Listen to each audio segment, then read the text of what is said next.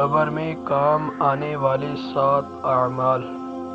نبی کریم صلی اللہ علیہ وسلم نے ارشاد فرمایا، انسان کے مرنے کے بعد بھی 7 اعمال کا اجر جاری رہتا ہے جبکہ انسان اپنی قبر میں ہوتا ہے۔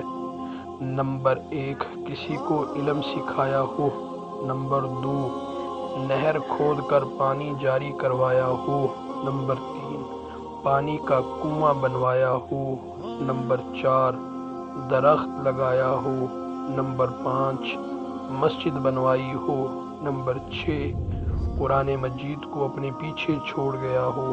نمبر 7، اپنے پیچھے نیک اولاد چھوڑی ہو، یعنی قرآن کریم خرید کر وقف کر دیا ہو، یا کسی کو قرآن پڑھایا ہو جو اس کے مرنے کے بعد اس کے لیے دعائے مغفرت کرتی ہو، یعنی اولاد۔